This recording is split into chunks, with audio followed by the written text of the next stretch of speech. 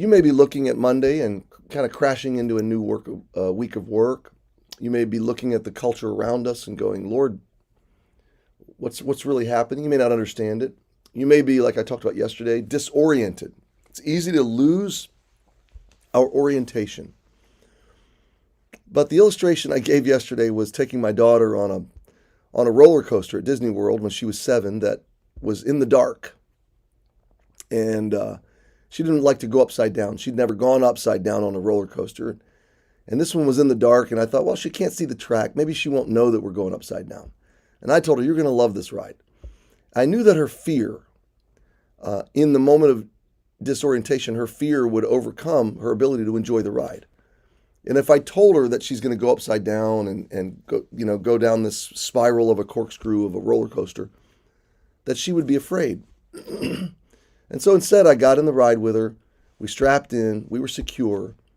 And we just rode the ride through the dark. And she just trusted me.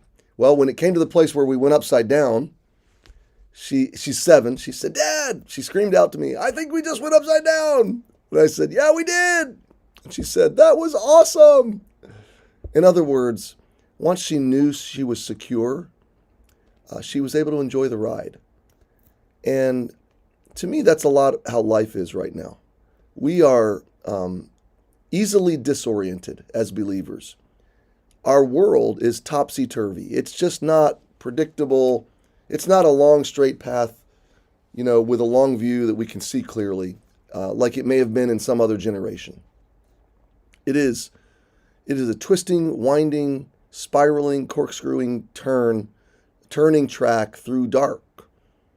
And we don't always know where it's going. We don't always feel our orientation, which way is up, which way is down. And it's easy to lose our perspective and our orientation.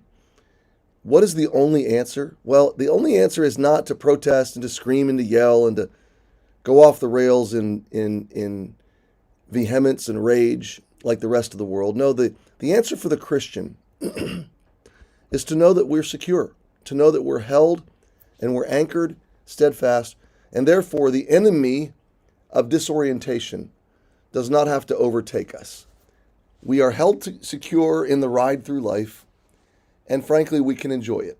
We can know that we're okay, even when we don't know which way is up, even though we're careening through the dark at high speeds, high velocities, and don't understand it all. We can hold on to our safety harness and know that we're going to come in for a safe landing once we're home.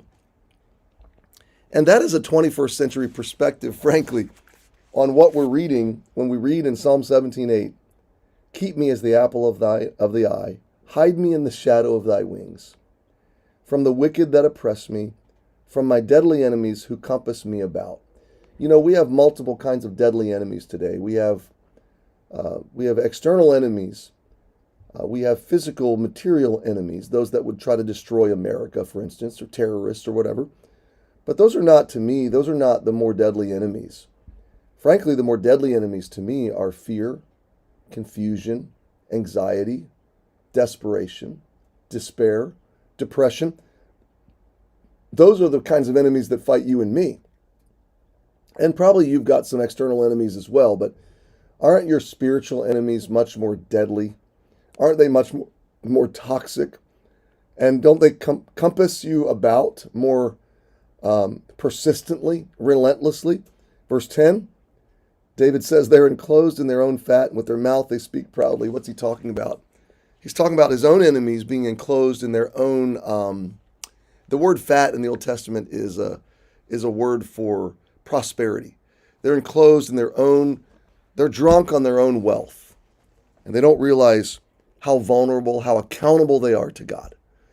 And so, my friend, I just want to leave you with this thought today, and I've gone a little bit over time, and I apologize, but you may feel disoriented today, but I want to challenge you.